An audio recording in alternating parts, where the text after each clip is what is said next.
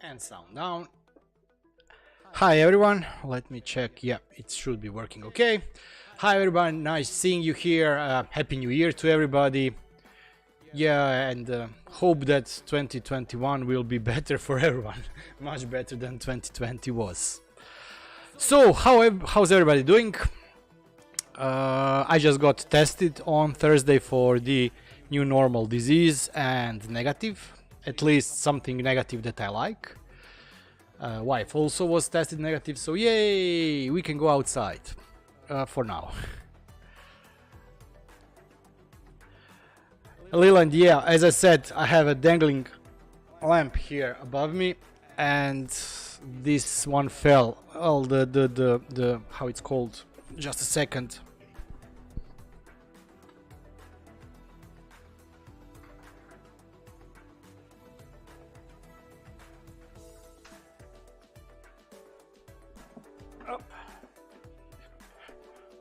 How do you call this? Plastic or whatever for the concrete or bricks. Well, during the earthquake it shook pretty hard and it fell out. So yeah, I was planning to do it today, but no energy. Oh yeah, I have a great story about the anchor. Great, Mike. Thanks for that one. So I have a great story. I have a summer house near here, about 25 kilometers from here, and there I have cameras, I have weather station, I have Meet TV, which is not working anymore, but it's still there, and of course Home Assistant. And the only thing that I use Home Assistant there is for the hi Johnny, nice seeing you. And the only thing that I'm using the Home Assistant there is for my father. He can log in there, he can check the weather station, he can check the cameras and some basic statistics around the house. So it requires permanent internet connection because it's a remote location. And around 18th of December we lost connection, so I have a couple of services running there, of course Synology once again there, and I received message from the Synology that the connection was lost with the server. It does happen sometime. Because of that I also have a smart switch there which checks if there is an internet connection or not, and dowel. Okay. Is it Astro? Astronomos. Okay. Thanks for the other words. So there is a smart switch there connected to the router. If there isn't internet connection, it just recycles power to the router. It usually comes back, but it didn't. And it took us a bit to go there. I think that my father then went there around 25th or something like that. It wasn't working. He reported the error with the okay. I will move my head out of the way completely. Yeah, unfortunately we still have here on the maps a lot of them. Just give me a second. Head out. Okay. Yeah, it's not just M2, it's a little bit more than M2s and M4s, M3s, M4s, M5s, and the biggest one was M6. The date here is wrong. This is the correct date. Well, nope. Yeah, this one here. It's a UTC, so it's 11. So yeah, my father went there to a summer house, reported the error to the internet service provider. Internet service provider said, "Oh yeah, we know there is a group problem on that node. We will call you back." And they called 2 or 3 days ago, telling us to be at the property. We went there, or my father went there. I couldn't go because at the time it was thought that I had a new normal disease, so I was waiting for the results. And the guy told them that they were transferring people from one node to the other, and somehow the company that was doing that, which is a very known famous telecom company, European, Everybody knows here that company, definitely because they bought one of our big companies. So yeah, they forgot to connect cables. And let me show you the current speeds. Just give me please a second. I have to open this location. This one is running on the Raspberry Pi.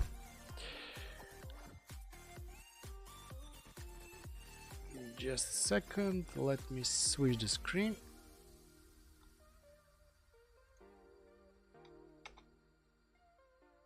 It's not opening.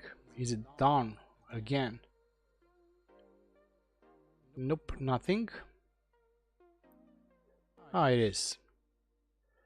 It's very slow. Good luck, Leland. Yeah, and all the cabling is done there in the attic. So this was why I'm telling you it's really terrible.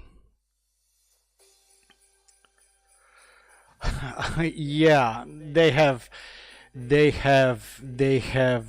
much more earthquakes and much more severe ones than we do have here. But unfortunately, it wasn't interesting. We had on 28th earthquake about 5 point something, around 40 kilometers here from the town. So you can see the speeds. It's 6 megabits per second with upload of 0.2. Yeah, and this is the improved connection. Okay, but nevertheless, it's okay. As I was saying, yeah, we had one at 28th. We had in Zagreb here in March, on 22nd of March. And that was not the interesting one. A lot of the center, I live in the center of the town, was destroyed or damaged or whatever. Then on 28th of December we had this one, 5 point something. It was 40-45 kilometers from here. And when we thought that okay, this is the big one for that area, day after that we had 6 point, I don't know, 6.4 or 6 point something, and it wasn't a fun experience, I have to say. I really admire all the people living in the areas where there are a lot of earthquakes, but since we here are not accustomed to that, although we are living in a territory that it is possible, but yeah, in my lifetime I only had before those, I don't know, we had about 6, 7, 8 or 5 point something this year, and I think that the biggest one I had in my 40 plus years of life was 3 or something like that. So it was interesting. A lot of buildings unfortunately were built, yeah, were not built to withstand any kind of seismic activity, so it was a lot of devastation. The areas currently are really okay, I will not talk about it. So this is the system I really never showed. This is my Raspberry Pi system, and as I said, it's only used for a couple of things. One of them is the video surveillance, but as I said, the upload speed is very slow, so it takes a lot of time for everything to load. Then I have my weather underground here data. This is from the weather station La Crosse 2355, I think. Yeah, it is okay. It's now very old. I'm looking into possibility to change it with something better, but we will see. Because of this one, I still have one additional PC running. Yeah, I don't know. I was trying to make it work with the Arduino, but failed. Then I tried to make it work with the Raspberry Pi. It didn't work, so I still have one PC working to get the data to weather underground, and then back to me.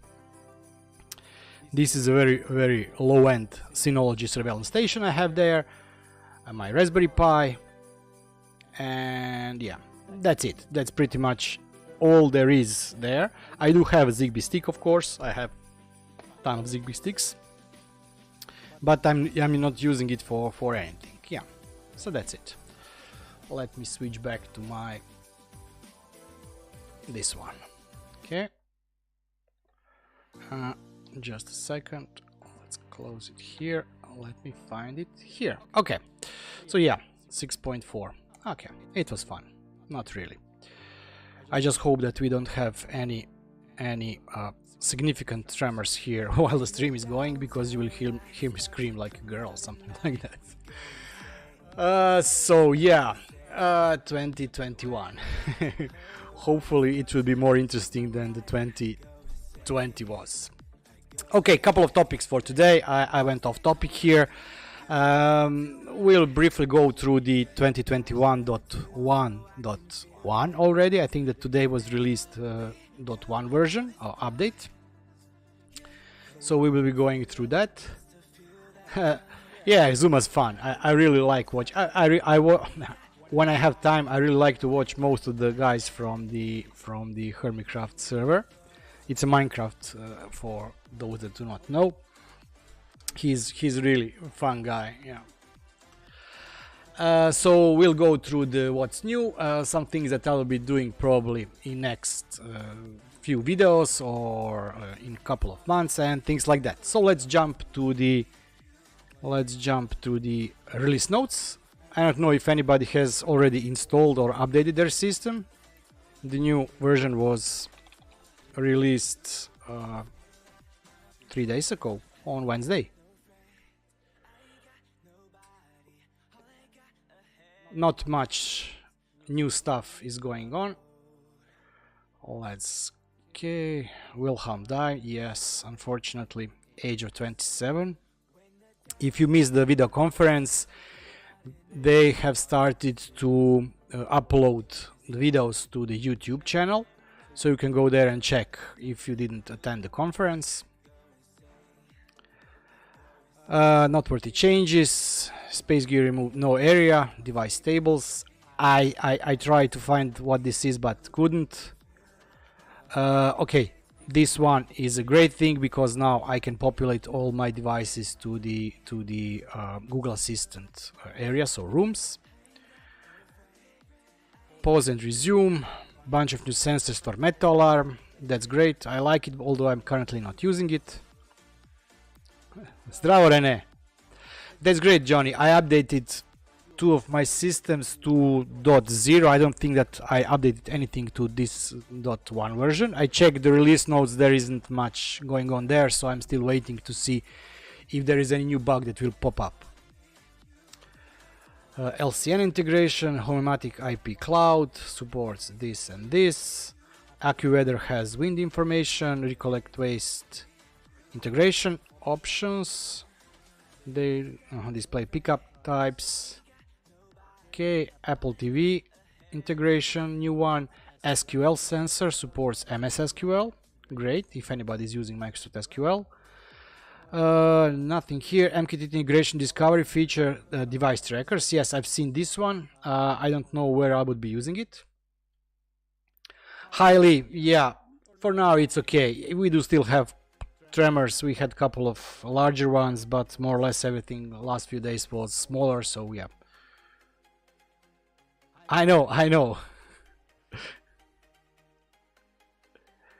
know, Lee, yeah. Animations. This one I will definitely play with, because as everybody knows already, I really do love Telegram bot. Oh, let me get my face back. I removed it because there was a map. Oh, here's my face. Vacuum cleaner from the Xiaomi mop function. Yeah, I have my concerns about any vacuum cleaner like that, because my apartment is such a stupid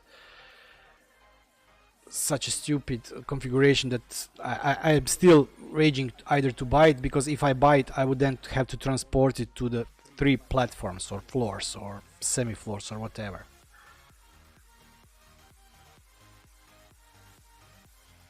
Yeah, empty the bin. That would be I think great thing to, you know, reset something. Yeah. Vimo supports outdoor plugs, music player Demon, albums in the media player, Amazon Poly, Google Cloud, speech synthesis markup language. Okay, new platforms: Somify for climate control, Home Connect for lights, I think, Gree light panels. I didn't know that they make light panels. If you have BMW connected car, then you can have integrations through the UI. These were the fixes done today. So can X cover return value open when it was unknown. Wait template incorrectly matching falsely falsy values. HTTP unauthorized on user password validation. Fix parameters when toggling light. Okay, and new version for Python MYQ. Okay, breaking changes. The only change that I've seen that affected me was this one, and it's really not a breaking change. They just renamed or replaced the bridge sensor, and I don't know if anybody is using bridge sensor. I was thinking on why would I use it, and I really cannot figure out why would I need that integration inside Home Assistant.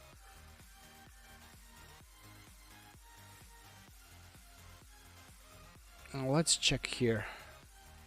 Camera sensor switch. Vacuum. Start, pause, stop, return to, locate, clean spot. Yeah. Entity mode, navigation, category, zone. Okay. Maybe in the future, Johnny, you will get your wish for the empty the bin to be reset. But it's funny how sometimes, you know, just a small stupid thing would makes a difference between the great and working integration. I know that I'm using Reolink camera. Let me switch to that one if I can here. Oh, I have also something printing. Yep. Cameras. I think that both here are not available. I played with my surveillance station and the camera, so I swapped cameras, redone the names and things like that. So here in the recording setup I do not have them. But if we switch to my main setup and go to cameras, they are here. And funny thing is that I do not have here balcony motion, and that's what I was saying. You know, just one small thing breaks something that is I wouldn't say make it or break it for the integration, but if you would have that one, it would be working much better. So the issue I'm having currently is I'm using Reolink custom component, which hopefully soon will be integrated inside Home Assistant. So anytime it has additional switches, binary sensors that the normal integration, for example, this one doesn't have. So as you can see here, I have motion detection, lights and sound, but this one is not working because this one is making how it's called, rest post is used to trigger the binary sensor. And since I'm internally and externally using the same URL for my main setup, and I have it secured with the SSL certificate, and this component is trying to talk with the HTTP protocol, it just doesn't work for me. The same thing I'm currently having with the Metriful, the one that I recorded video a month or two ago. It's working great with my test setup, but I cannot make it work in my main setup because of this problem that the sensor or camera is on the HTTP traffic and my system is on HTTPS, and in order for me to do that I would need to put intermediate service, for example Node-RED, something that would, you know, get something from one side and then redirect it via other protocol to the other side, and I just don't want to do that.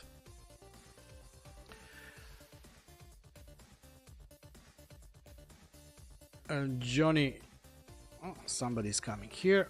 Let me switch privacy here. Okay, I'm planning on setting up some kind of alarm light to tell me something is wrong and needs to be fixed, like emptying the bin, replacing battery, etc. For the Niato vacuum, yeah, this is on my to-do list for a lot of things in my system, my main system, but I never did find the time to do that. There are a lot of things and a lot of checks I could do, but I simply didn't do them so far. Let me switch here. Where is it?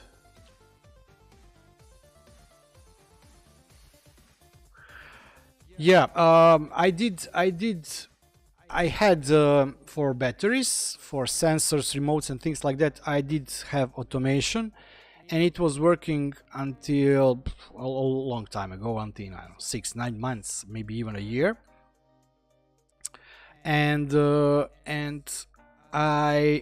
it stopped working when the Home Assistant changed the way it is displaying internally entities for batteries. I think it was about a year ago, and it stopped working. Then I was trying to fix it, and I simply gave up on that. Peter, no, my cameras here are all on the Synology surveillance station.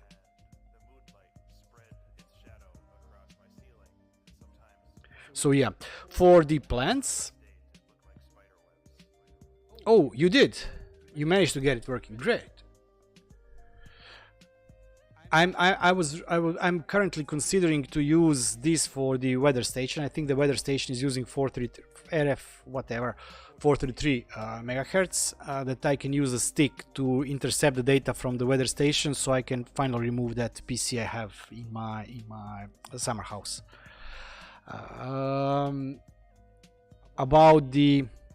About watering the plants. Let me get back to my main setup. Just a second. Where is it? Where is it? Where is it? Yeah, as you can see here, I have 4 plants for now.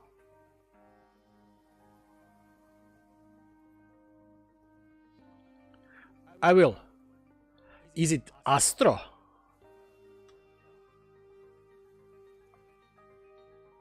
I'm just trying to figure out, is it Actpo or Astro? I will. We can look at the component, because I want also to check how is the progress going on for the integration inside Home Assistant. But I think that this is one of the best examples of how custom components, when put a lot of time and effort and love into them, can look. Back to the plants. As you can see, I have 4 of them. I did create sensors here for the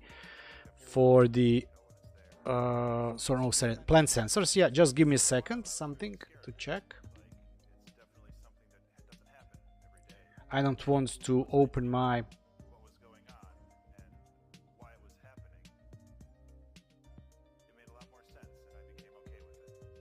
secrets. Yeah, my secrets ML file was first thing to open. It would be fun. It would be fun. Okay. Hi Mohan. Happy New Year to you. Okay. Oh yeah, I was. Somebody asked me to, based on my last video about my setup, to post my Lovelace, so I did that. I had to split it in individual files, so here they are. Plants. It should be in entities. Plants. So, for example, Ficus benjamina. I have minimum and maximum moisture, minimum battery, minimum conductivity, minimum temperature, and minimum brightness. Brightness is the value is checked across 3 days. And then what I have in automations, plants. No, this is not it. Alarms. Nope, this is not here. Nope. I know I have, how it's called, alerts. It's an alerts. Okay, here it is. So what I do is, for each plant, I create a state problem, then I repeat this message every 60 seconds. You can acknowledge it and you can skip it, and it says that plant, the name of the plant, needs, and this here is replaced with the values that are red here. So if there is too much moisture in the soil, or too little, or the temperature is too low, or lumen, yeah, we haven't seen sun for years, I think now. This can be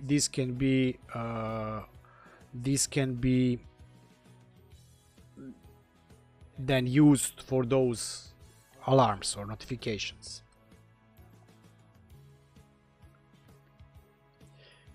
Yeah. Okay. Yeah. Sorry. I know Cyrillic a lot, not because I was also living in Yugoslavia where we had Serbian Cyrillic, but I also lived not in Ukraine but in Russia for 5 years, and I was supposed to live in Ukraine a year ago, or 2 years, or I don't know, 3 years ago. I was supposed to move with my family there for a couple of years, but this project failed, so yeah. Hydro looks huge. Give me a second. I have one here that I'm still working on. I have one prepared for the new video, but I do not think that it is any larger than Xiaomi Mi Flora, and it's better. And just give me a second.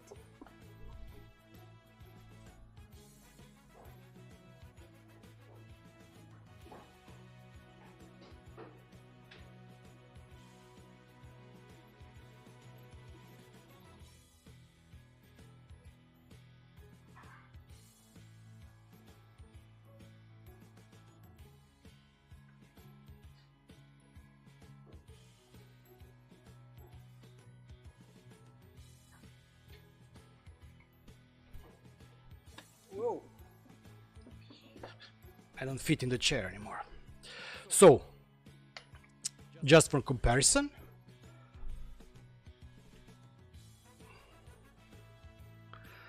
how do you like them? I opted out on them just because of the Bluetooth. I try to avoid Bluetooth as much as I can. Yeah, BLE. Okay. So, this is the ESP8266. And this is the size of this plant sensor. So, whoa, so it's three times the ESP82. So let me remove it from this box. 3 times the size is above ground of the ESP board.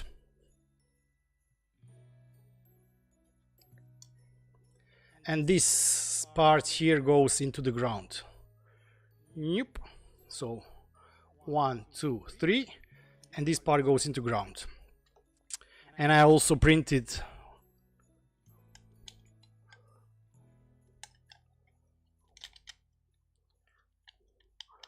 white case, so it looks a lot like Mi Flora. I have currently 4. I need about 12 or 14, I think.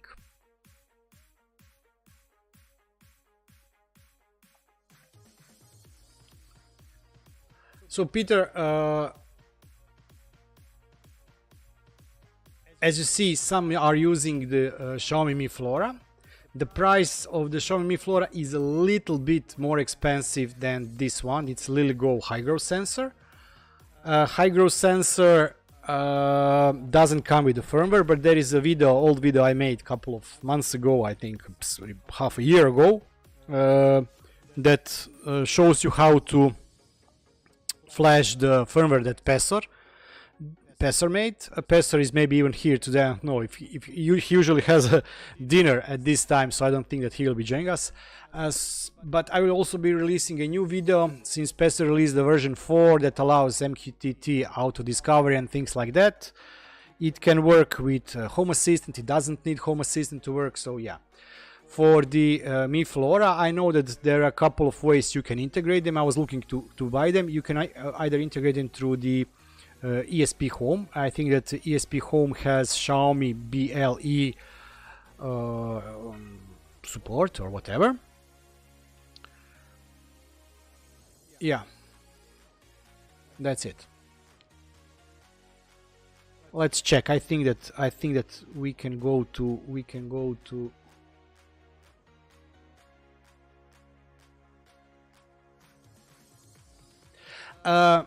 yeah, Pedro, that is definitely advantage of it.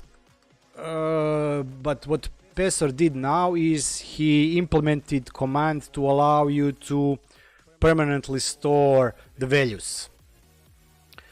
So for example, if you get a new board, you can calibrate it once. Just after that, you flash the new firmware, and the values will remain. What I wanted to go and look was, just a second, here, ESP home, Xiaomi BLE.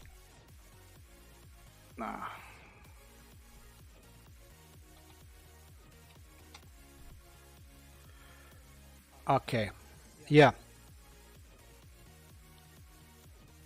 it has support for this: temperature, moisture, luminance, soil conductivity, and battery level.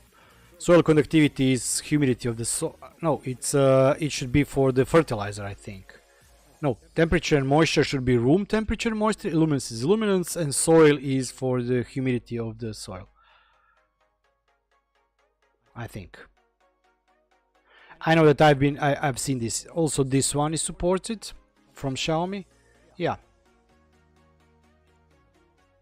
No, they're not. No, they're not. That's why Pesor did custom case. He has a greenhouse, and he made a custom case that can be watertight. It's very thick casing, glued with a silicone, so you pop them inside. We implemented, I don't know if you will be able to see these here. So he implemented on the case one slot where you can fit this USB magnetic charger, and then you would have a watertight connection and box. But yeah, they originally these are not. I did wet them a couple of times, but you really should be careful. When I examined one that I had outside without a case for a long time, a lot of connections, even the ones not low but here, had oxidizing on them. So even in the middle of the board, not just those that are near the ground. So yeah, it is possible. It is, yes. You can do that, Johnny.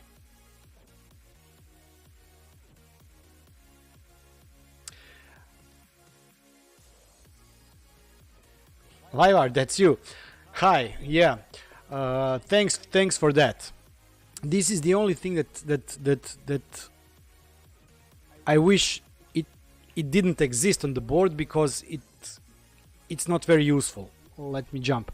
So the problem here is the salt unit. The salt unit should be representing the values for the fertilizer in the ground. Where is that? Let me jump to my main setup. So here are the values. For example, one is 29, which is okay. The other one is 0. This one is 293, and this one is 227. And we were trying to figure out what's the maximum values, what the minimum values. Then we tried to test, with the soil, with the dry soil, with the wet soil, soil without any kind of fertilizer, directly putting the sensor inside the fertilizer, and a bunch of things like that to see what were the values. And currently, the only correlation, and we were talking also with the manufacturer of the board, with Lily. I contacted them and we got technical data from them in regard to this salt value. Is that the only correlation, as you can see, is that the higher the moisture in the ground, the higher the fertilizer in the ground. And you can even not put, yeah, I know, the problem is that those values just look too random. We couldn't. Per said that he had a friend and she was working on a university or something like that, biology, working on university in biology, and he was trying to figure it with her, and we simply gave up on this fertilizer because, like, as you can see, this one has fallen to 65% and it's 0. If I would add just a little bit water and get this to 70 or 80%, then this would jump to 200. And I wouldn't add any additional fertilizer to the ground. Hi, Taiko.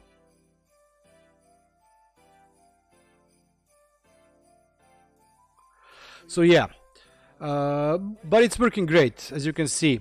For example, this one is at 58% after 30 days. Ficus benjamina is at 89% after 30 days. These two are losing more power. This is a DIY. If you want ready-made project, definitely Xiaomi Mi LoRa would be better option. And for the batteries, Johnny, you were mentioning here. Yes, you can see this is the page. This is the page where I track all the batteries, and that's currently the only page that I get any information. I do not have. I want to implement.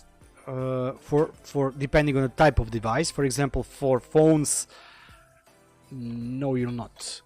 For phones, I want to get notification if the battery is below, I don't know, 20%. For the plant sensor, below 10%. For the Xiaomi's, I want to be notified when it's 40 or 30%. And for the dimmers, IKEA batteries, something like that too. So I have to make, depending on what type of device or what use for that device is, separate notification, because I don't know, from what I've seen with the IKEA, it works great until it reaches 50%. After 50%, for example, you cannot use it anymore. So I have to have a special notification just for batteries that are related to the IKEA dimmers. Also, what I do not have as notification, I was really planning, okay, I had a great idea. I took a vacation from 28th till the new year, and I was planning to make, 4 days to do maximum of stuff here at home to blah blah blah. But then we have earthquake. Okay, so with phone battery levels, does it update and how? Only updates for me. This is, let me check. My current battery is on the mobile phone. This is real time. I do not have my app currently running, and this is 52. All my apps on the Android phones have this, prevent sleep, allow in background, blah blah blah. So everything that I could disable or enable to make the app always running, I did. You may notice that this one just jumped from the 50 something to 98%. This is my daughter's iPhone, and it just jumped from 50% to 98%. I think that the issue there is that it doesn't register during the charging. It changed the value when she unplugged the phone, because I think that she will be going out and that she just unplugged the phone from the charger.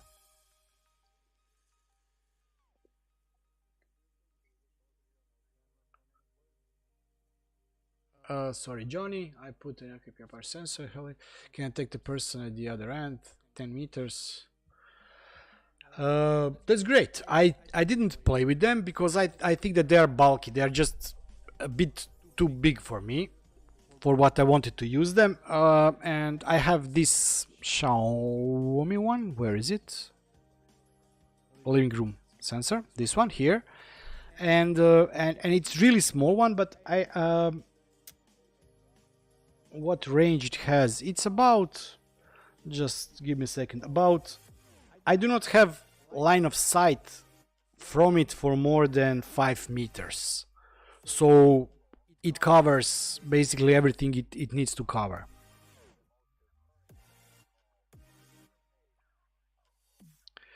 Oh, and yeah, I was saying, sorry, like hamster brain, just jumping from one topic. And besides these, what I wanted to implement, then yeah, we had earthquake and everything, so I didn't work on anything, was this LQI, to track the values of LQI and to see if there are any dimmer, if there are any devices that fall below certain percentage. For example, bathroom is 0, kitchen is 0, what is around 10? Front door is 15, tree is 18, entrance 13. They still work, but I want to track if the values start dropping out, or if they drop below 20 or something like that. For the dimmers, I don't care, because all my IKEA dimmers at least. So for example, this one, it has 23. Where is the other one? Kitchen has 0, but all my dimmers are connected both to my gateway, but also to the lights directly, meaning that even if I lose the gateway and Home Assistant, I can still control the lights. LQI is a I don't know, it's for the link quality, but I don't know what is the I stands for. Link quality something. It should be lower, if I'm not mistaken, the lower value is the worst value. So it should be higher one. Link quality indicator. Mattia, thank you. Where have you been?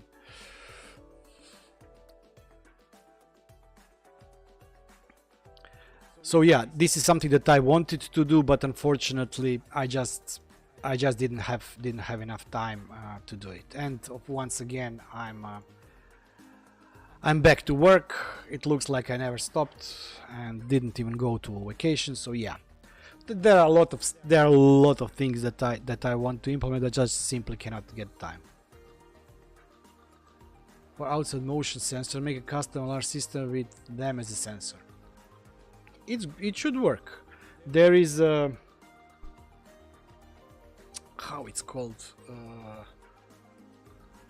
You start work on Monday. I'm on Monday back in the office. I don't know if I will be allowed in the office because I had fever and higher temperature this whole week.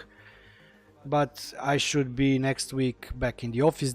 This week I will still work at home. We have, every other week office. We're changing office. 1 week office, 1 week home.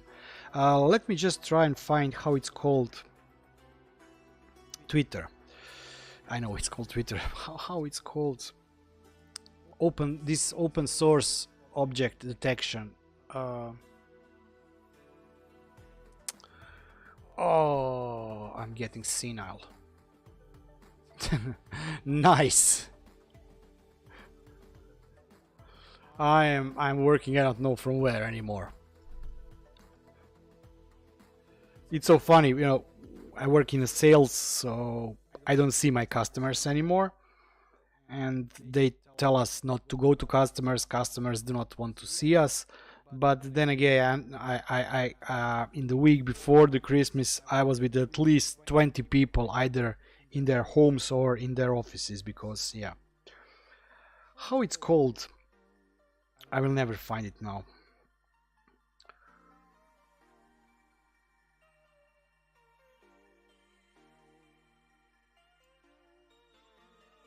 What you use with your IKEA LED lamps? Switches, Pedro. How it's called? Open. Okay. Let's try and search for it. Home Assistant integrations. Object. Nope. It's not this one. It's not this one. I'll shoot myself. Dimmer switch. Yeah. It's funny.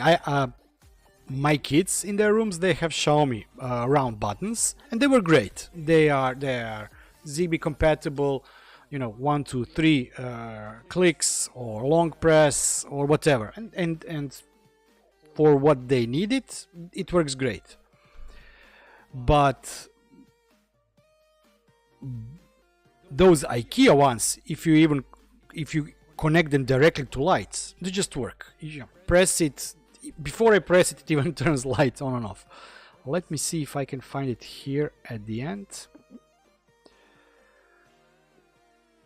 No, no, no.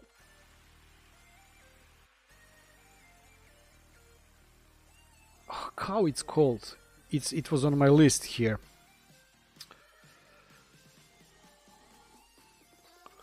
Oh, I hate it when I cannot remember something.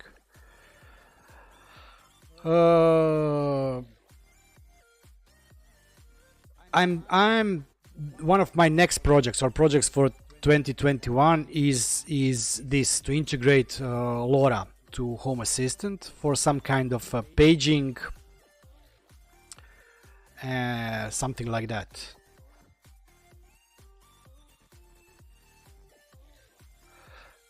Oh, you use regular LED lamps and control them with the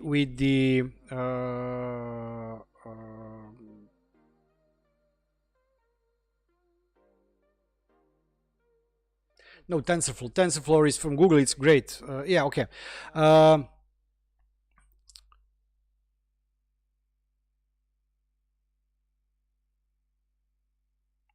Yeah, okay, okay.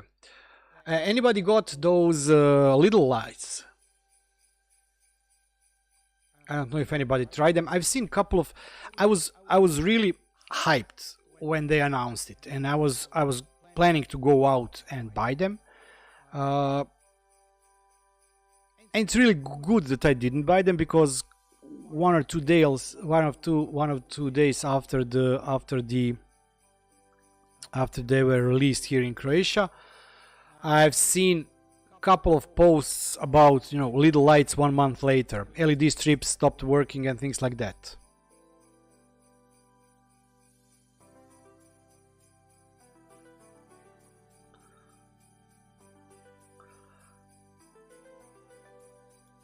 I integrated the things network LoRa sensor into.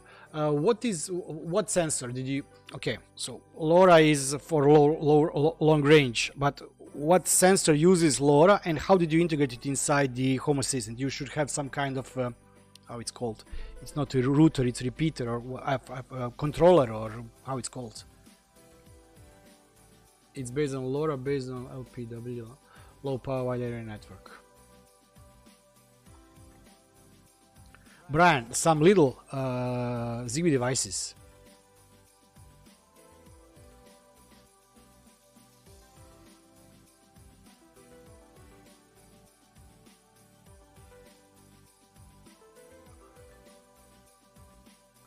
Yeah, so I've read that people had issues with them. I don't know. It's not like those devices themselves haven't been sold by other brands so far. I was expecting a much better quality than from what I read it happened. While I'm here, let's check for the Reolink custom component. Hub, 2 bulbs, not a lot left. Yeah, Mattia, shame, but you have to, and I'm really interested to hear if you will have any issues with them or not.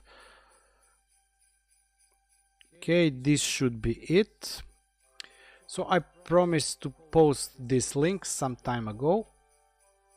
This is the link to the Reolink custom component.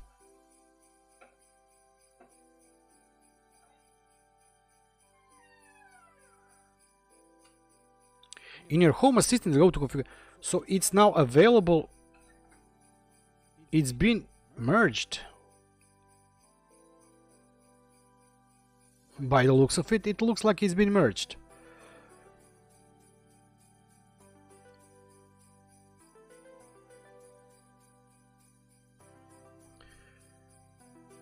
cold one, warm white, but it shows as the color light with ZHA. Oh, one of the other things that I want to do is to test the ZHA. I'm currently still using Zigbee. It's working flawlessly. Yeah, for the plugs, I will definitely never ever buy anything except Shelly from now on, because they are really small and they work great. Sorry, this is my Octopi telling me that my print is at 6%. Nice. This is in height 6%, it's not.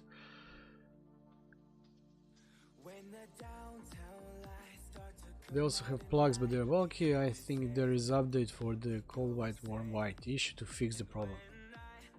Yeah. I use for the bulbs in my apartment. Most of them are bulbs, meaning they do not have any cold or warm white. They are smart, but they are just not bulbs. So it's a bit of a warmer light than like a standard light bulb. I do have couple of cold white, warm white lights, because my wife likes to play with the temperature. She hates cold, but sometimes warm is too warm.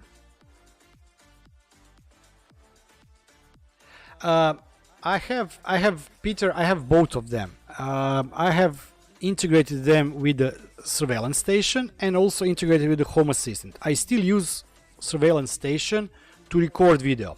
I have continuous recording and the motion recording, meaning that recordings are kept for 30 days, and if there is a motion, it is marked as such, so I can search through the motion to speed up the process of review. On the other hand, I also have this. This allows me to much faster go inside Home Assistant, but also through Home Assistant to get the additional values such as the sound, motion, control the infrared lights and things like that. But what I look here, it says that Home Assistant, it is currently available through configuration integrations, and I don't remember that I've seen it integrated in the latest release. Maybe it will be in the next release of Home Assistant. I don't think that it is yet. That's strange. That's strange. Okay. LoRa sensor in Discord. Let me jump there quickly. Oh, I will copy the link and paste it here.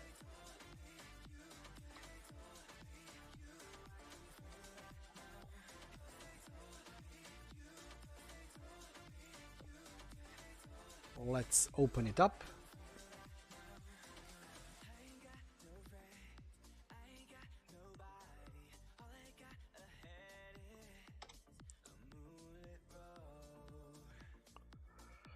LoRa modules, Arduino, let me start it.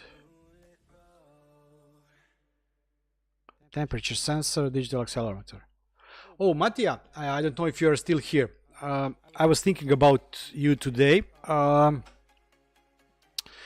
the earthquake, you posted that link on DIY seismograph, how to do your own seismograph at home. And I googled this guy and he made a bunch of them. And I found two that are even better. So, let me save this for later. Hacktoberfest, this one here.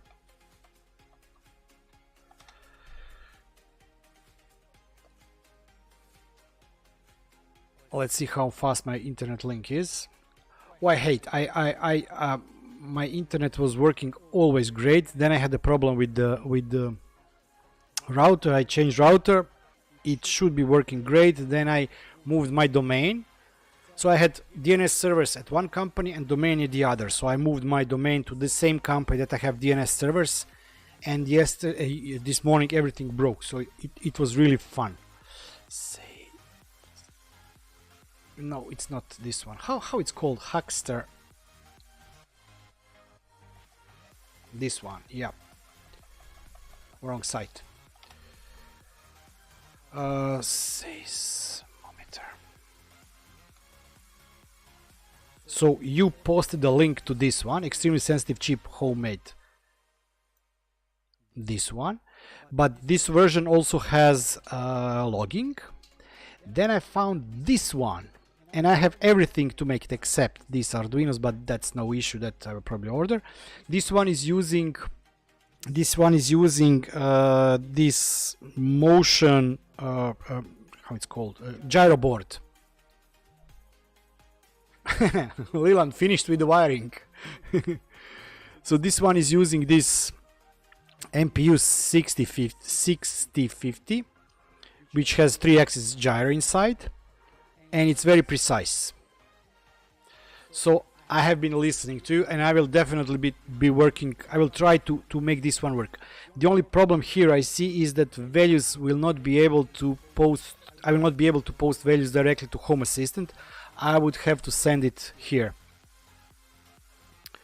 to some seismic activity monitoring software and then import it at whatever. But yeah, this is one of the definitely future projects, and the guy has made bunch of that. Metal detectors, couple of them, I have 4 or 5 of them. He has everything. He really did do a lot of the projects. Tesla coil. Weather forecast device. That's great. It's really wonderful when you go to Hackster.io how many fun projects you can find there. Height measuring machine. Oh, you must be at least this high to enter this.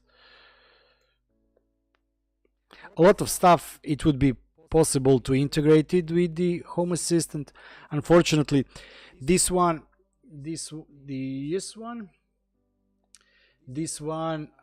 requires 2 Arduinos or whatever they are called, tiny whatever, Pico whatever.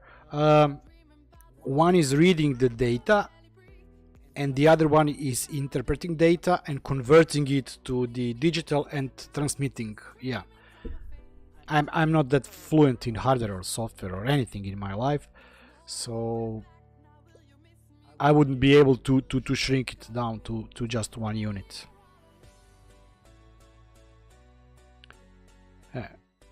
This is the one. This is the link that I think that you shared with us.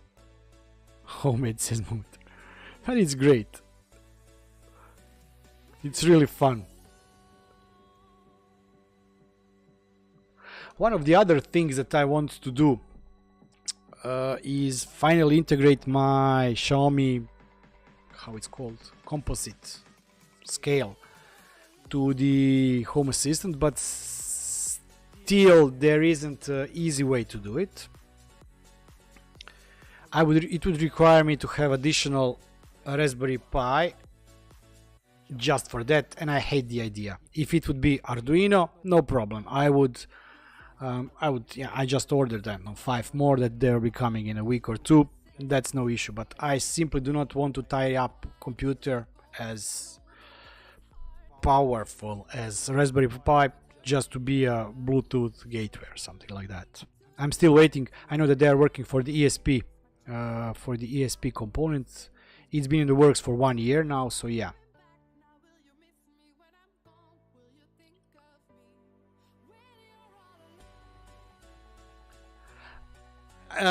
For the Dragino get for the Bluetooth.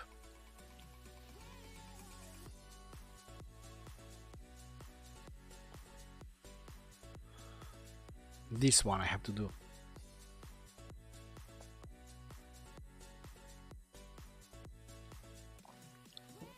Sorry, it's not gin, it's just tonic.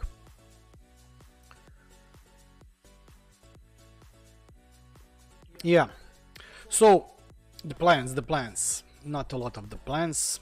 all the plans went to hell. What I'm printing, let's check how it's going, how the print is going.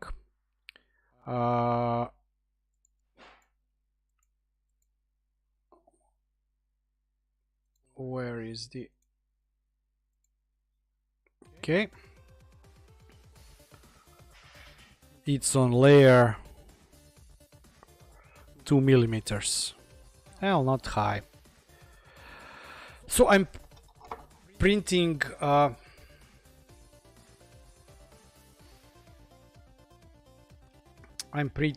cases for the Diguno.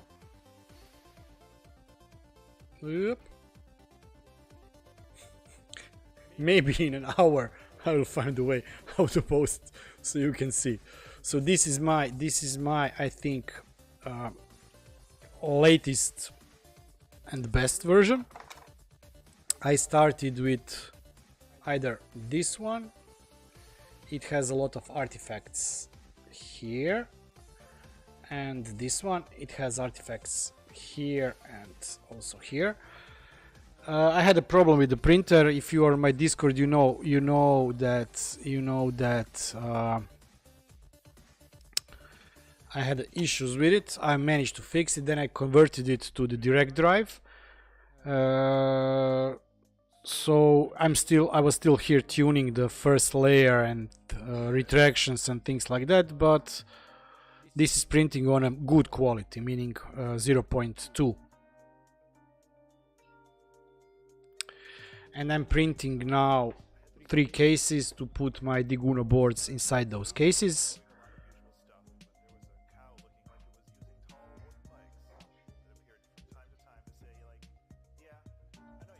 Yeah. You are. Also one seismograph, but it sends data to platform, which is simple to do. Yeah. I'm lost. It's open to public. I was looking for the LoRa. I wanted to try, because I have low quality internet at the cottage. I wanted to be able to send MQTT messages. You know, just select few messages that I'm interested in, so I can send them via the LoRa. And for this, I was looking at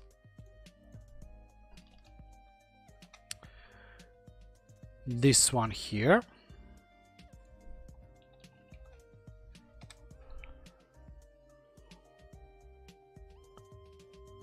Concentrator, ESP LoRa boards.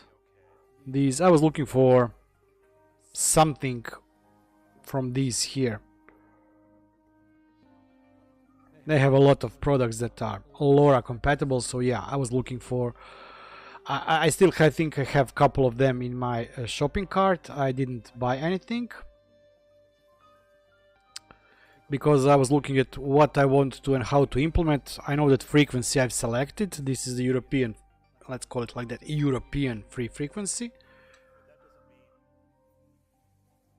Nice, Johnny. So yeah, this was something that I wanted to test this year, but we will see. I had a lot of plans. For example, for year 2020, one of my goals or my ideas, what I wanted to do was to test the drones, quads. Yeah, I test emergency survival kits this year, but yeah, not everything goes as planned.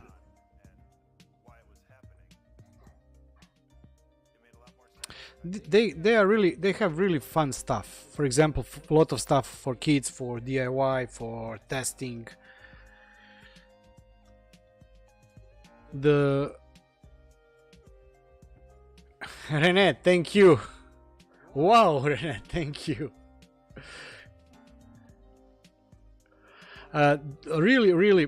Really a lot of fun stuff from their side, but my shopping lists are usually too long, and I do not know how to and what to do. So yeah, I like this. I don't know if you have seen this watch. It can be turned into anything. You can add cameras, you can add it has here face recognition. You can make for the kids, for testing, for educating, or not just for kids, because it has ESP32 boards inside. You can do really a lot of stuff. AC, pH, temperature, IR sensor, etc. for farm. Yeah. Hey Tomo, is that you? Nice seeing you here.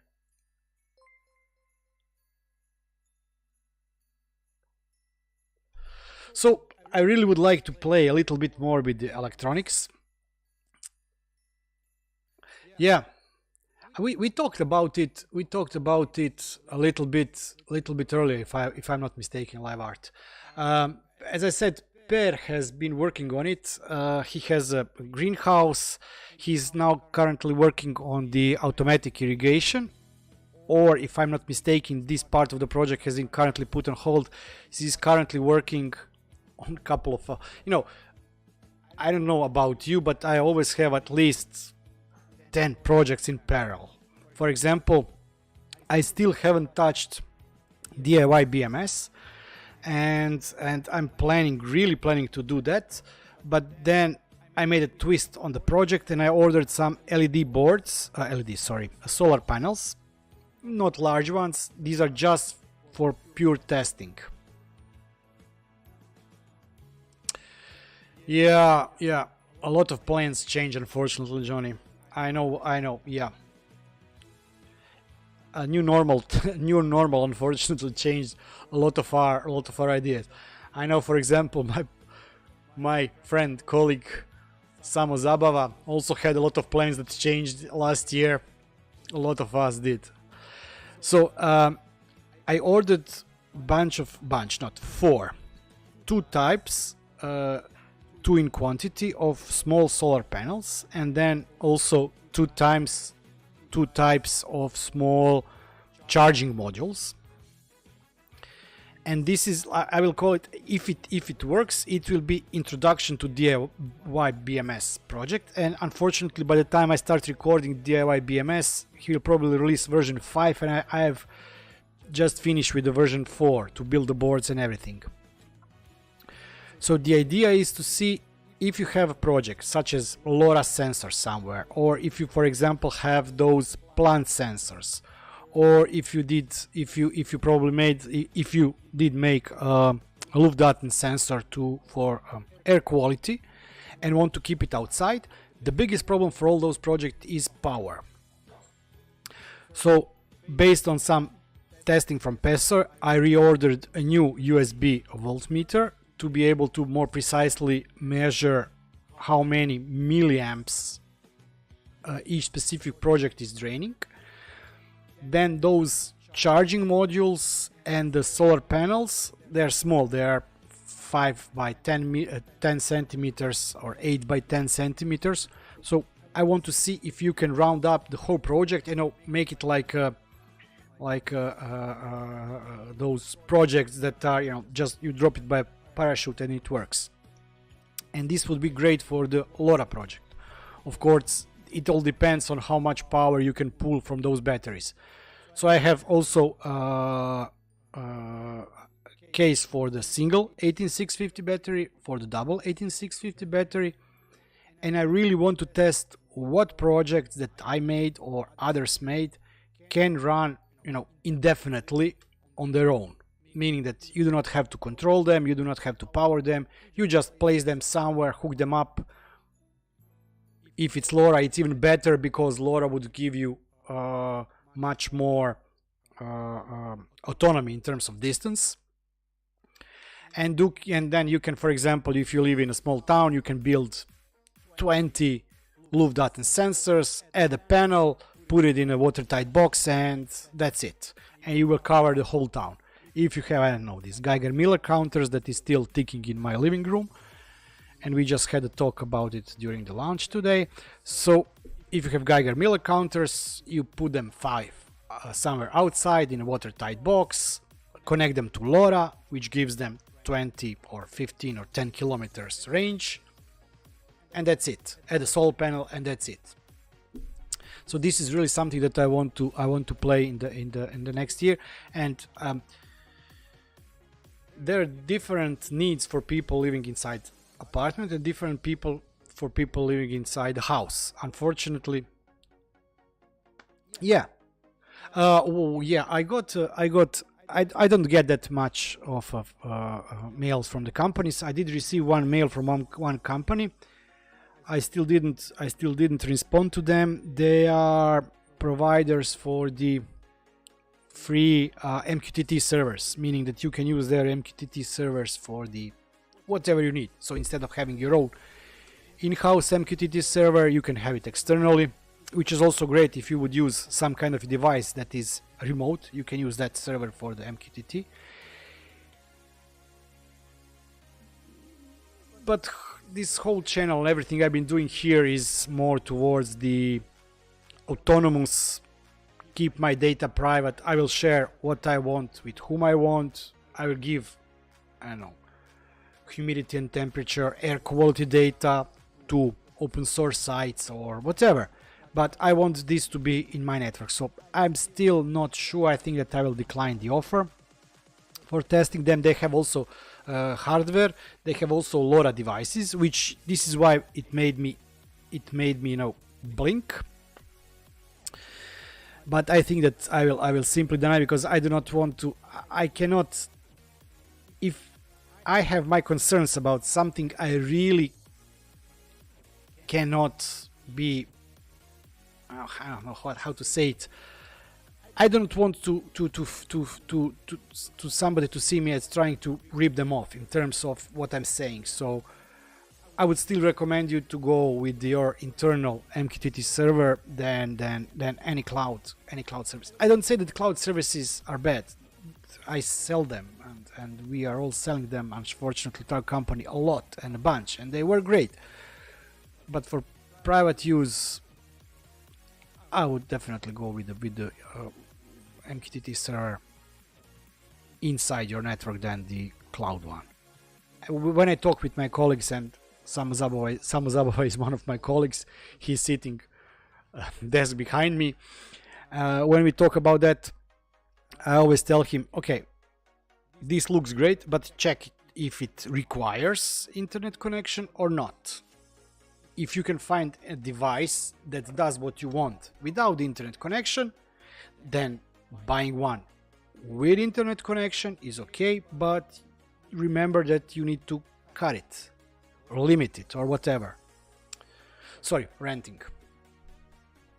Yeah.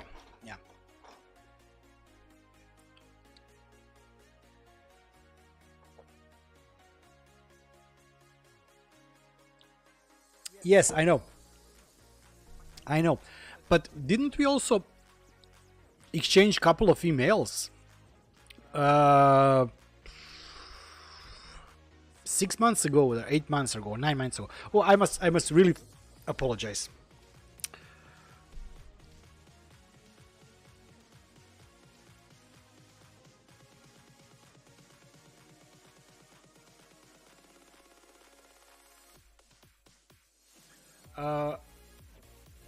Where?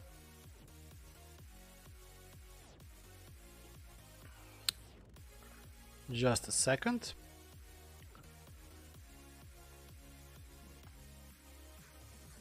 Okay, back here.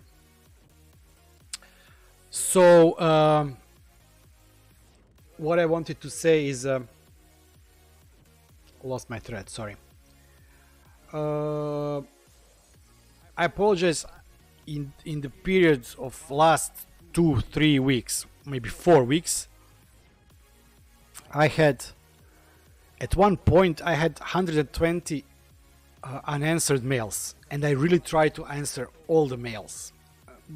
Discord, YouTube comments on old videos, on new videos, emails, direct emails, and I really do apologize. I really try to answer all of them. I really, if I'm able to give you, I apologize, any kind of advice or suggestion, I really do want to give it to you. but I was really overwhelmed with the quantity of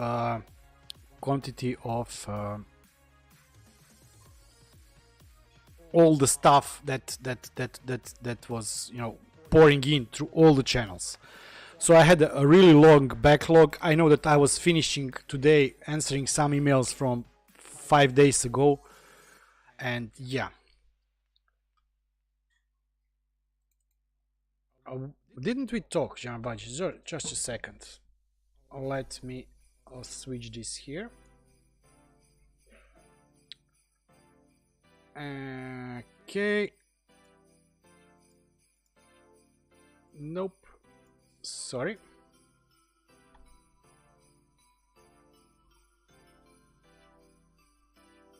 Just a second.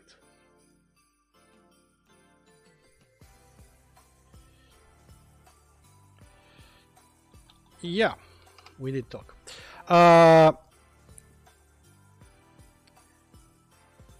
No, currently not. This depends on your usage. I know that Pastor wants to implement this in such a way that when the humidity in the greenhouse on different plants will drop, he would then trigger the automatic watering of those specific plants. So he's currently working on that part. Well, not currently because it's winter, but currently as in he started and he's waiting for the spring to finish the working on that. I do not, because all the plants that I'm using are just, you know, Dracena, Ficus, things like that, that I like them. They're visual in terms of they look pretty, but maybe when I will be redecorating the apartment, I will do something else. I did have them. I had the cherry plants, cherry tomatoes, and it was really useful for that. But also, this was not even a home production of tomatoes. This was, I bought cherry tomatoes for fun, and we were growing cherry tomatoes for fun. And the plant gave us, I bought it very late, so we only had, I think, 2, let's call it like, harvests from those plants. So there wouldn't be any data that could help me improve of that, because I was really not looking for any,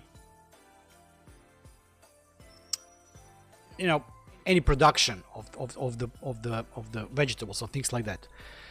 I know that today somebody on the Discord posted that they have implemented those with the, I think Mattia was talking with them, with the Carolina Reaper for the Reaper for the peppers.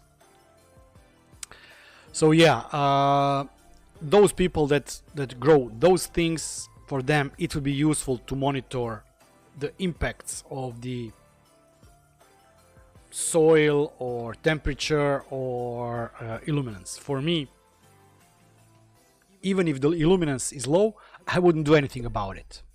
And in terms of visualizing data, you can do anything already, because all this data is available inside. If you're using Recorder to store data, just be careful on how long it will be storing the data. And you can visualize it inside the Grafana. You can use InfluxDB for that, because InfluxDB is much better for manipulating data than the MariaDB or MySQL or something like that. So it all depends on what your wish is. And as I said, I'm not using Grafana that much, although I think also Mattia was the one that made me check what was going on with my Grafana, and now my Grafana is working. It is.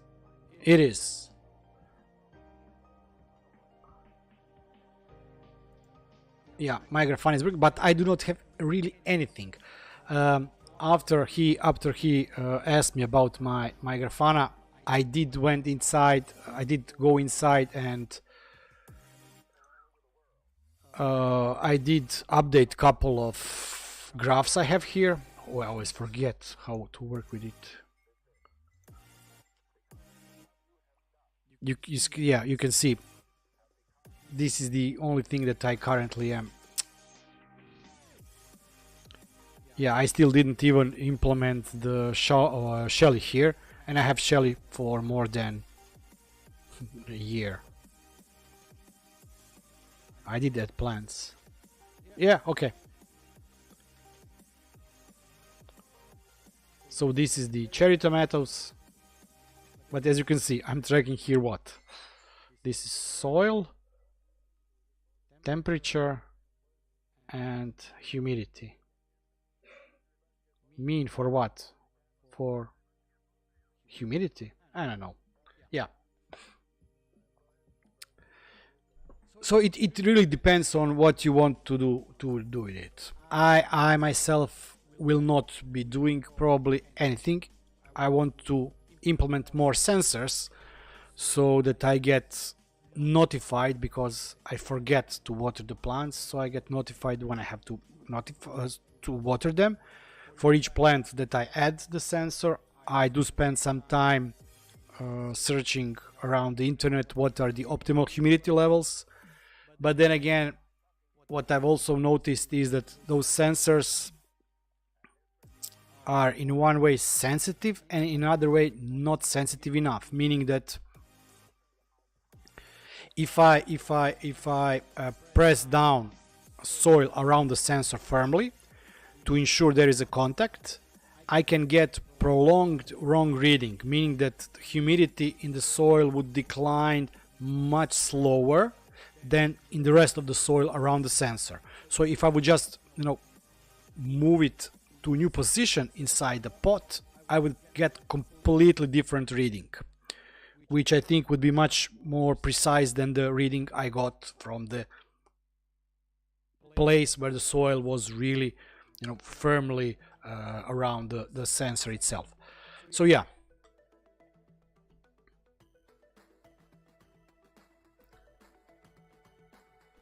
That's how it is for now.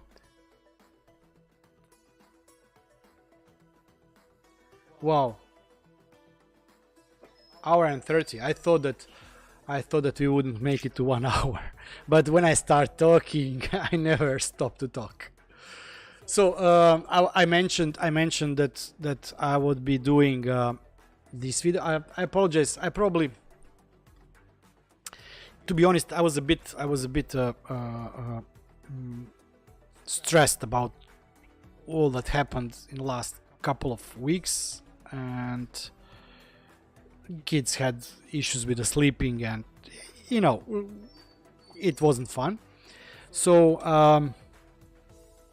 I opted to not record anything, let's call it like that, serious, or anything that would require me too long of recording, or that would require too much concentration, because my attention span was really not that great.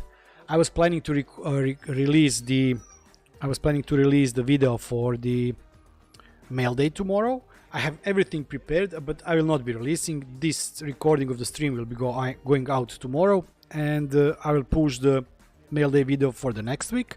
Everything is prepared, but I just cannot sit at the chair.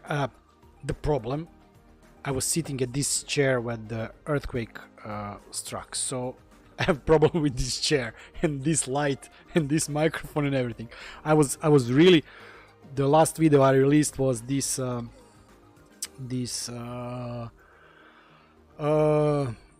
my setup 1 year later, and I was in the middle of the editing of the video. So I recorded video in the morning, and I was editing the video here, and I was at the sequence when I was talking about the cameras. I was editing that part, and yeah.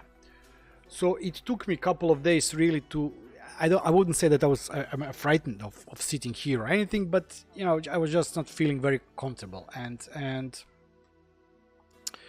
we as a family have been playing cards lately, which I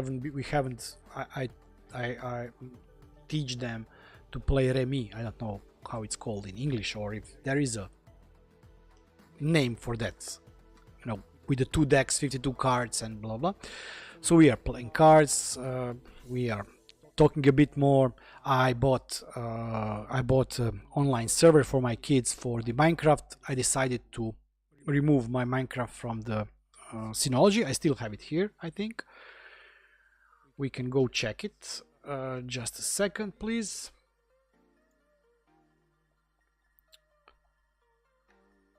Just a second. I think I still have it here. Let me switch to Synology.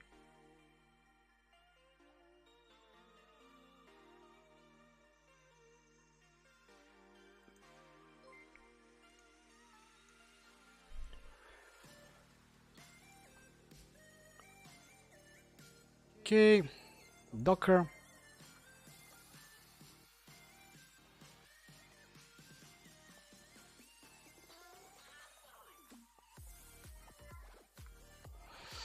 Containers. PaperMC. Yeah, it's still running. I will kill it off because, as you can see here, it really takes up a lot of RAM, and on a Synology you are limited with the RAM. Although I did hack this one, and this one has more RAM than it normally comes with, but yeah. So I will be killing off this PaperMC. I found the server for the Minecraft for $2 or something like that. It allows up to 20 players. I installed some plugins. My kids are playing there. I joined them, you know, for a couple of minutes every day. So I do light stuff.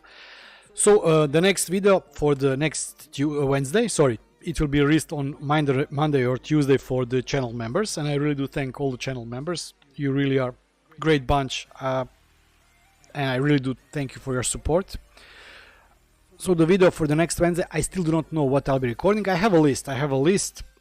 If somebody's interested, I really wanted to share this list so we can make some kind of priorities, and I wouldn't only record videos that I think are interesting, but also for you to help me to go through the list. I think I will post the list on the Discord server. It has, you know, 50 topics that I want to record. I had a question on the last video, the one presenting my setup 1 year later, review of the 1 year later, about the Google Relay, which is a great functionality, but as I said, I installed this software 2 days before the earthquake and I really hadn't played with it. I didn't. I tried it. It works. I can send the notifications, I can broadcast things, but this is not what I want this piece of software to work with. Hi Mark, thank you, welcome. And this is not something that I want this Google Relay to be. I want this Google Relay to allow me to completely remove text-to-speech functionality from the Google, and to be able to not just, you know, send messages, but also to make actions, like with one she will not be mentioned here, and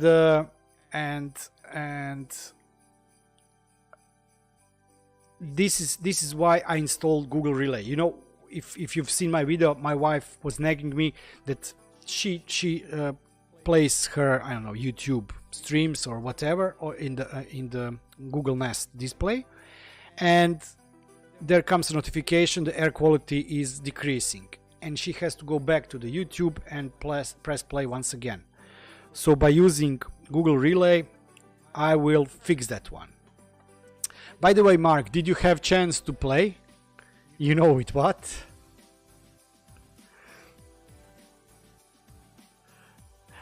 If anybody doesn't know, yeah, Mark was the winner for the Reolink camera. So this is one of the things that I want to play, but I think I found the problem. The broadcast in this Google Relay at this point doesn't allow you to fine-tune on what speaker you want to send the notification, and I really do not want all the speakers to have notifications, because some notifications I want to be in a kid's room, I want them to be in somewhere else. So yeah, this is the reason why I want to play with it, but I still didn't have a chance. The next question I had was for the, how it's called, LAN DNS. You know, local DNS/proxy server that you install on a internal device inside your network for LAN parties. And when you want to have friends with you or party with the game, it is downloaded only once, and then it feeds the game to all the players on the network. Hey, thank you. I hope if you have any issues with it, Mark, just, you know, mail me or send me a message or whatever. I will definitely try to help you. And I posted way above somewhere also a link to the integration. I didn't check this one, but I think that this integration will be part of the Home Assistant. It looks like it is already integrated, but I don't think that they merged all the changes. If it is, it's great. Then you have embedded best integration for camera you can have. So there was a question about installing this on a Synology. I really love Synology. I have it running for years now. It has bad size, and I will not be talking about any issues because then they will not sponsor me in the future, maybe. But the question was, is it possible to install this LAN DNS proxy on a Synology? And this is not the first time I've got question for this specific piece of software on a Synology, and I think I will be recording video on that. This is definitely something that has nothing to do with home automation, but it has a lot to do with people that play games. I don't know if any of you play games or not. I know at our company they play Call of Duty on the network a lot, not during the work hours, sorry. And there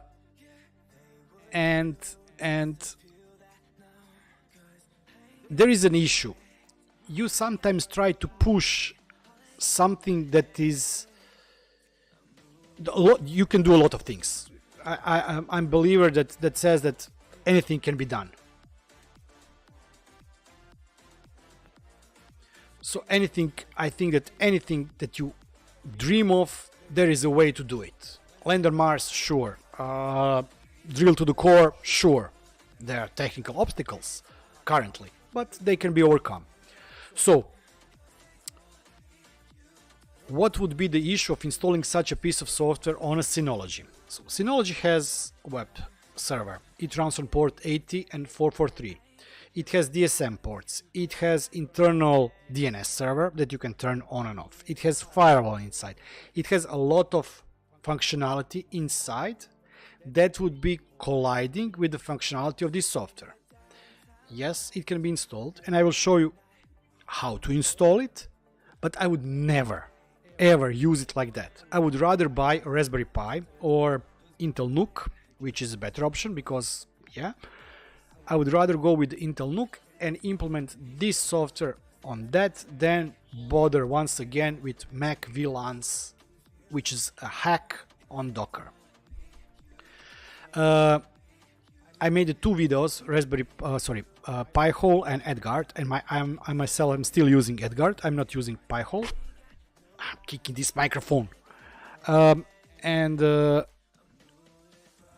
They both use hacks to make them work on Synology. If I would to implement them on Raspberry Pi, it would be 5-minute video, and that would be it.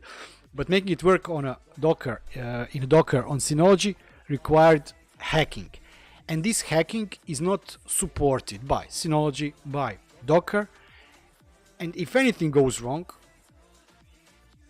you're on your own.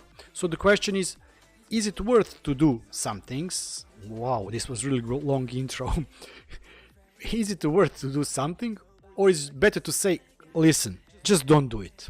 You can make it work, and maybe it will be working great for the next year, but on 366th day it would stop working and there will be no way for you to fix. This is something that we can also say is the problem currently with the Home Assistant from Frederica. It is currently working and nobody knows when it stops. We all talk, when we talk about the Synology and the Home Assistant, and I will not go into that. We had a stream about it, I will not go into details there, but every time we talk about the problem of Home Assistant on Synology, we talk about Docker, but Docker is not really the only issue.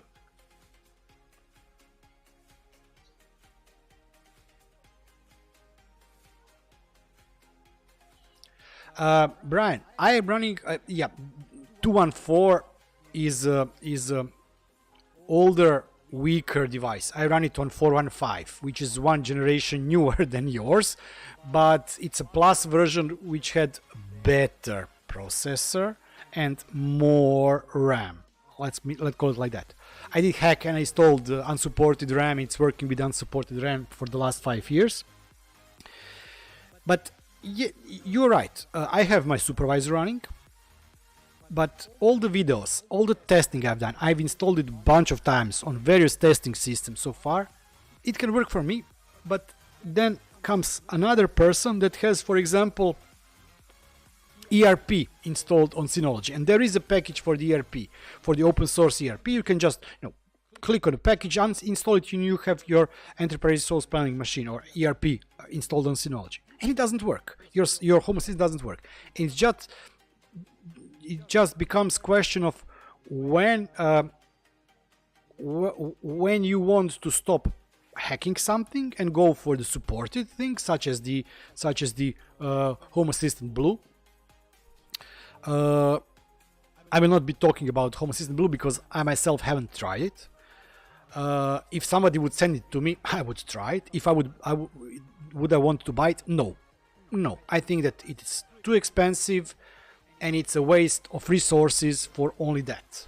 But that's really my personal opinion. But is it a great product? Yes, because a lot of people that would want to start to kick off their system with the Home Assistant now have two options. You can either go and order Raspberry Pi somewhere, preferably 4, but if not, even 3 is great. And then install whatever. I know you got it. I think you got it 2 days after it was released.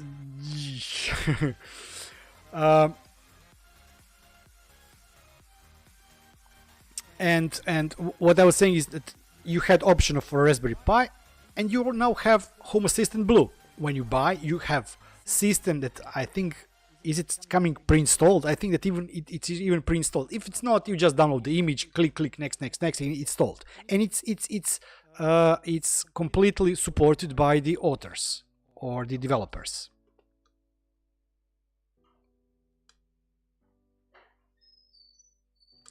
Sorry about that, Brian. I'm so really sorry about it. Yeah, I know, Johnny. I've seen the posts when you were bragging with somebody. You were like 1 day apart of receiving. Brian, if let me post the link. I hate it. Just give me a second.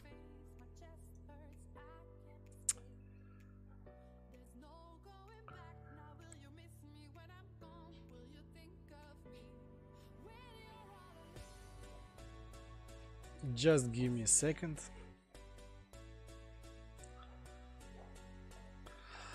I know there is a way to say. Just give me a second. I'm so slow. Oh, Brian, have you joined? Is this your nickname, Brian4830?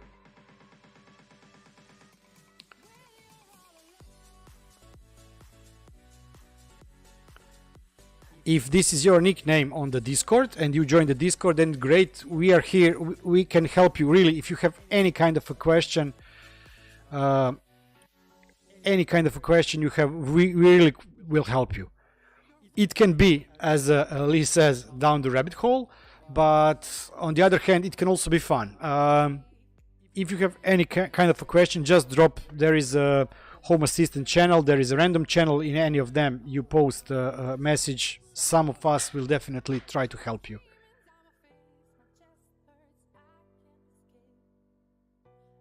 That's great. Yes, that's one.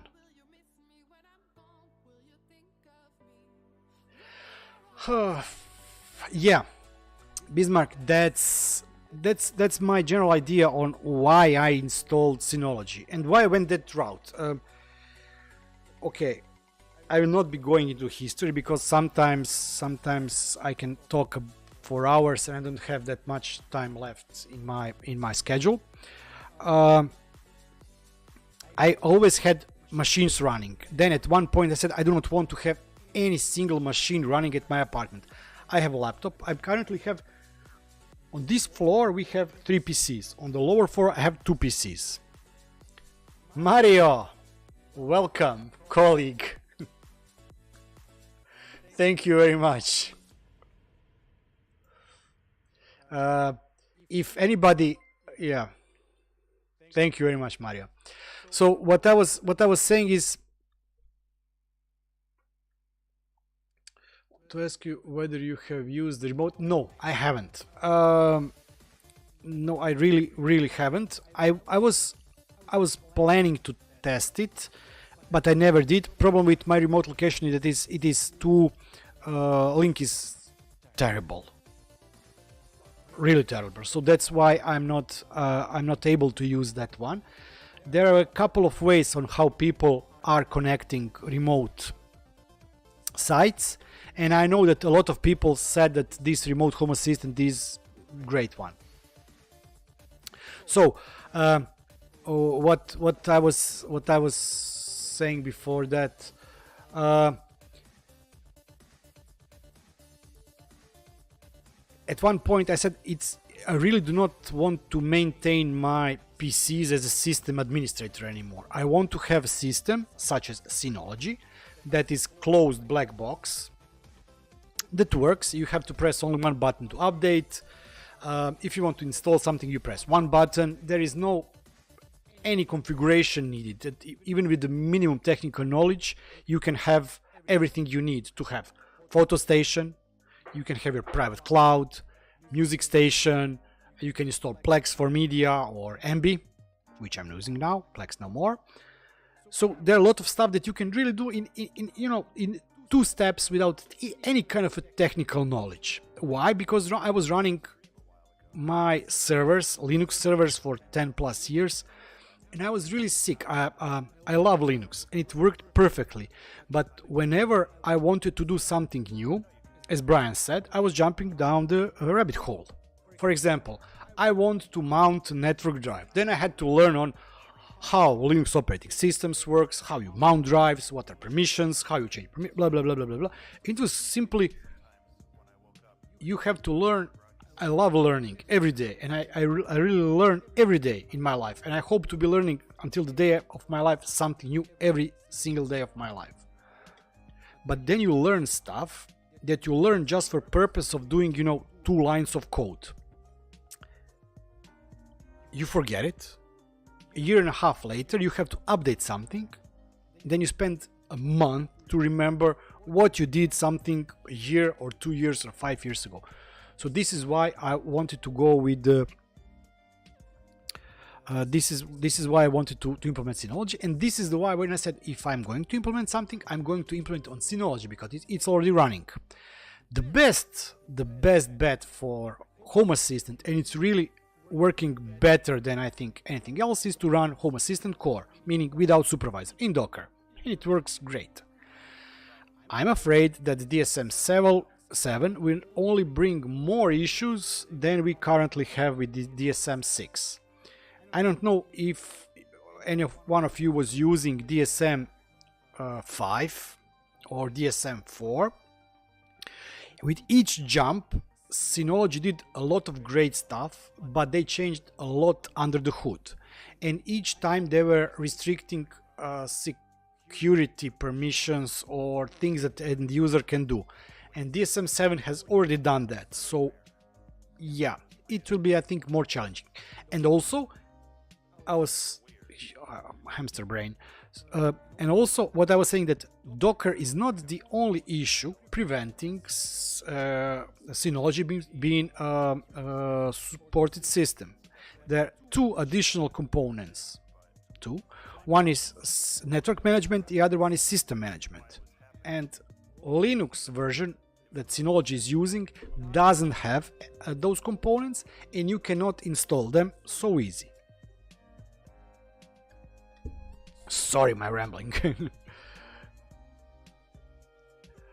How secure be Home Assistant when integrating ESP Home?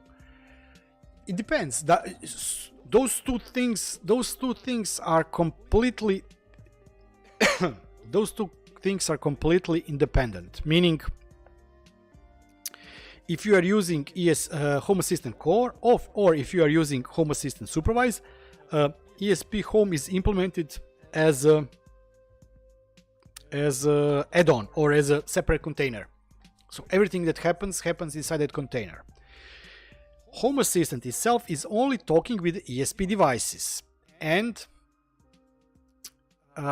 yes, it can be compromised, but if you implement some kind of network security, let's call it enhanced network security, meaning that prevent traffic, restrict the traffic to virtual LAN, or limit the traffic of not going outside, or limit the IP addresses that can talk to each other, you can improve on that security. I have never heard of Discord till just now. Okay, Brian, I will be seeing you there after the stream. My private laptop is always up and running, and Discord is always up. I apologize if it shows green. It will probably always show green because I have at least 2 PCs running the Discord client at all the times. I agree with you. Bismarck, and it's a wonderful device, and you can add a bunch of stuff. I was showing previously. I had my on my Synology. I have a bunch of stuff. One of them was a Paper MC Minecraft server, and it was working great. I did decide 2 days ago to remove it because it wasn't used that much, and I did find a hosting service. Whatever, I will post just for the kicks the link to this host service for $2 a month for 20 players. And I said, okay, it's much easier to manage. It has a web console. I can install the plugins more easily for Minecraft server. I will pay $2. It's a less of a hassle. So yeah, that's why I will be removing it. But there are tons of other stuff. Even the object detection is run here on the locally on my Synology. Not the fastest one, but it's pretty fast. I never tested time, but I think I have it in 1 second. So it takes 1 second for the image after it's been saved locally to get processed, and I get the result of object detection, or face detection even, not just object but face detection.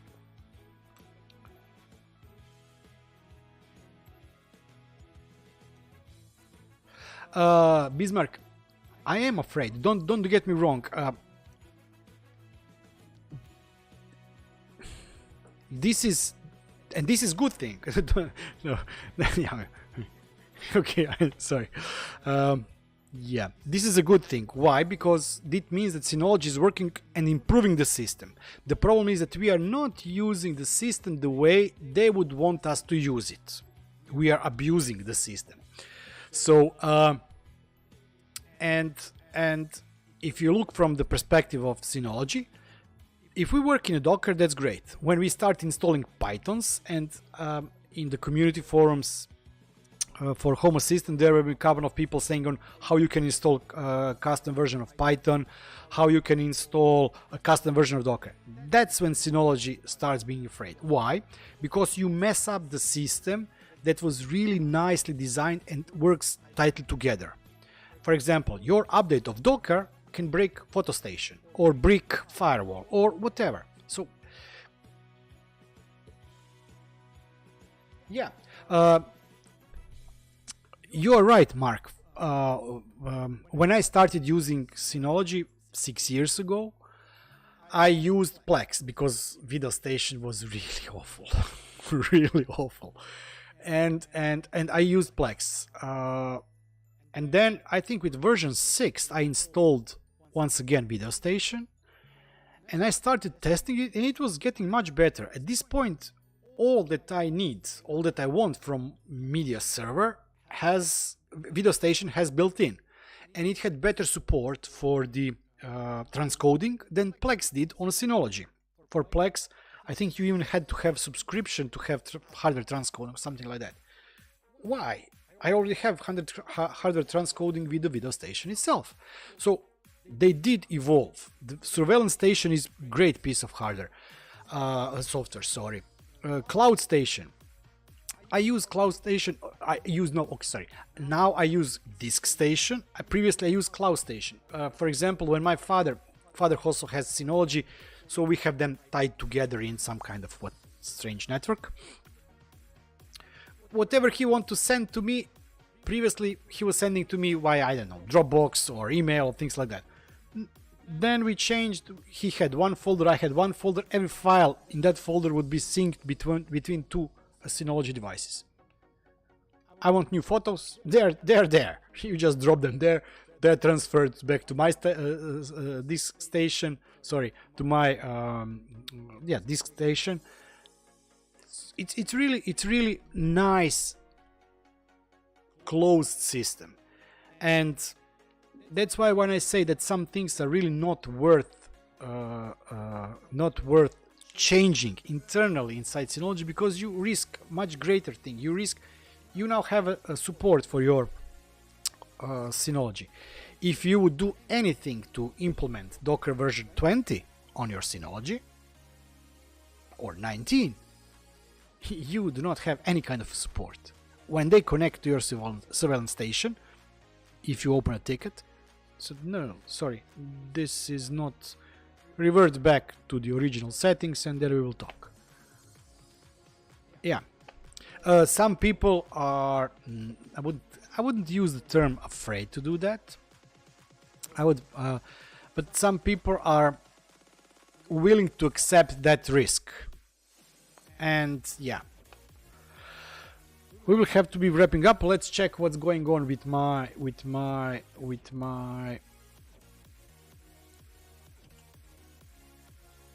where is it? Case is printing. There is a bit of stringing, which is strange. I would have to, I have still to tweak this one here, but I really love this crazy update, $5 update for the printer to convert to direct extruder. I still haven't finished up tweaking the settings. I will do that, later, or my trademark soon. Well, I really would like to thank everybody who joined the stream. Rene, thank you very much for your support and for super chat.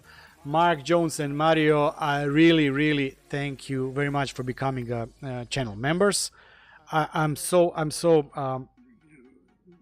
don't know what word would best, happy, or it was really nice seeing,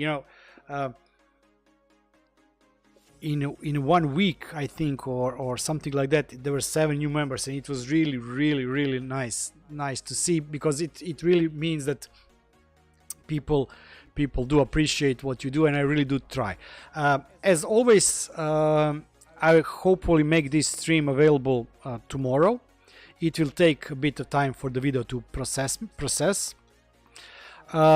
Next video, as I said, would be no, it's me. Next video will be on next Wednesday. I still do not know what will be the next video. I know that I have a couple of videos planned, but all those require me to have peace, quiet, and to think about them.